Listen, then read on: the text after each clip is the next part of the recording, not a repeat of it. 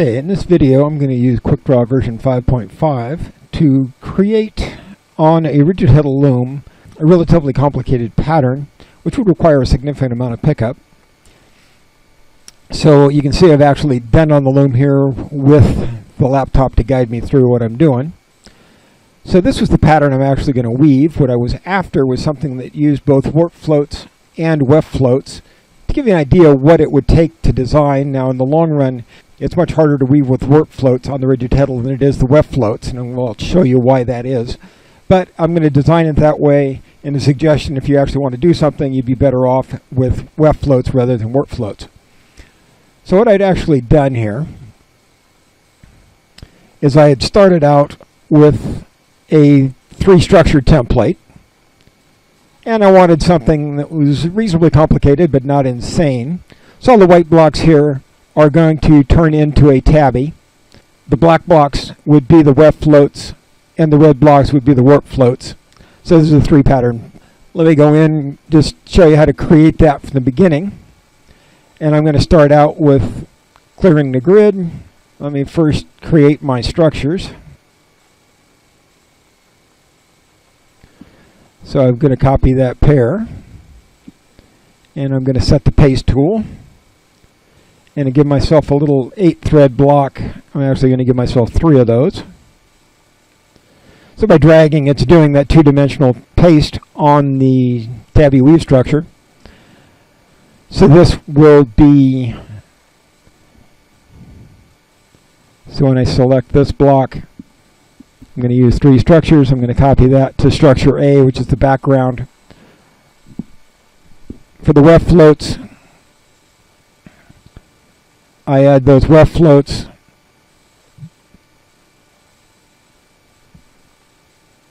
Copy B, I now have the weft floats. And for the warp floats,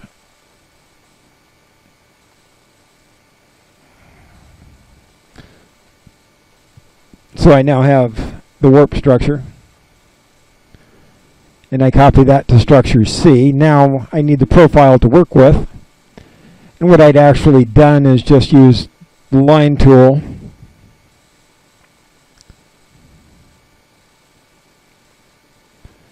to create the basic outline. So I'm just going to go across that guy the other direction. So I've now got the outline, and that would basically do this whole cross pattern in that if I do it in the weft floats. And then I actually had wanted to come through, do something a little bit more complicated, a little bit more interesting.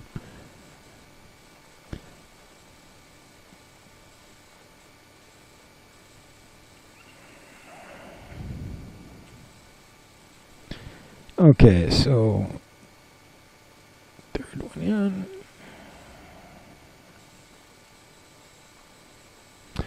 And I'm just doing these by hand so you can see what I'm doing.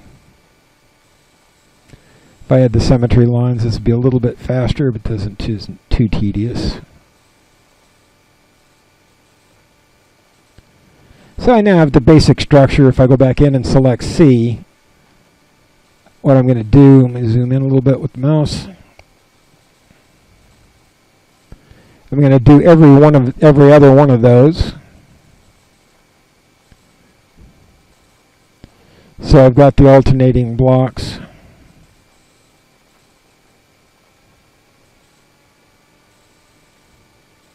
So this is giving me the mixed structure that I'm after.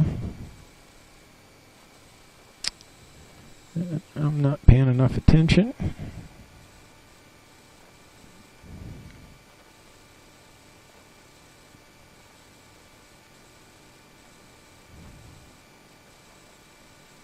So I've now got the profile.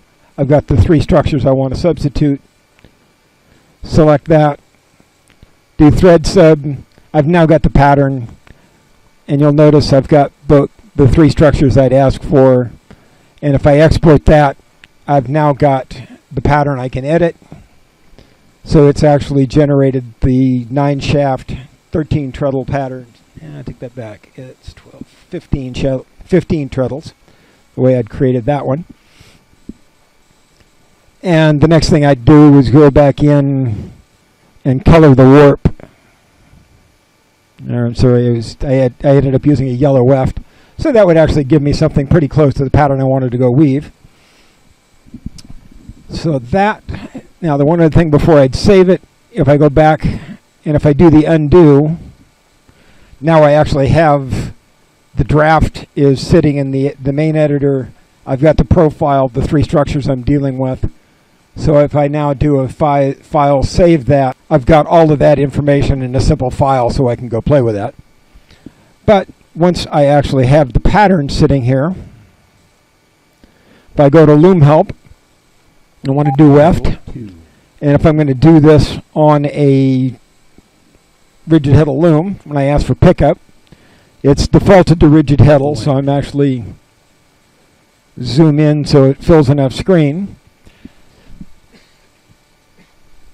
Now the display automatically shows me the center line, every fourth thread. It shows me the 16th threads in bold so I can see those. What I'd actually done, if you notice when I did the rigid heddle loom, if I zoom in a little bit, I had taken a piece of tape over the heddle mark and marked the same center line there along the center, the end of each fourth thread and each 16th thread. So I can now see when I want a thread here, I can directly and much more quickly find it in the next pattern. Now when I want to weave that as a rigid heddle loom, it's going to start out, these are straight the tabby as the loom gives me. The first thing I'm going to need is a pickup. And so this basically is telling me go back to pick up shaft 1. And you'll notice that the end one is up or down, so depending upon how you threaded, that would automatically balance that. So what I need to do is, as I go in, so let me look at what that actually looks like. As I'm going across, I find the threads I want to float over. So I can see the line here. And I've lifted, I'm going under those threads, so I actually would end up with a weft float over the top. And as I continue to cycle, the next thread here, as I've drawn it, needs to do a pickup on the bottom row. Okay, so weft floats were fairly easy. I can see those. Warp floats are a little trickier. So there's my weft float. So the weft will go over the warp. When I look at the next picture, it's actually going to show me, I've got the same mark here, so I want to go over this thread, and the one next to it is what it's showing there. So there's the line. I want to go under those two, so I can see that it's under the upper shed. So I'm working on the bottom shed, the bottom half of the shed, skipping those two threads and sliding across. And so I can see, as I would go across the entire shaft, I would have the weft floats here, warp floats would show in a similar manner with a higher density. And so it will actually show me, as I go through, I can quickly find from the reference marks how to go weave that pattern. And as I cycle through it, it just keeps doing that over and over again. And it will move the reference indicators to tell me which threads. The blue and the red will tell me whether it's above or below, so I can actually see the weft, the shot line is the dotted line here. So I can see it needs, these warp threads need to be behind. Pick up. Those bottom warp threads need to be above. So that gives me a tool for identifying exactly how I want that weft. Pick up. Now the other piece that's floating here is I can ask for how much screen I want below it. And as I zoom in, it's going to scroll that across. So I kind of tend to zoom it so I can see as much as I need. So the width of the display here is pretty much what the maximum loom width was. So that gives me a convenient way of doing pickup on a rigid heddle and keeping track pretty quickly and easily. Thank you.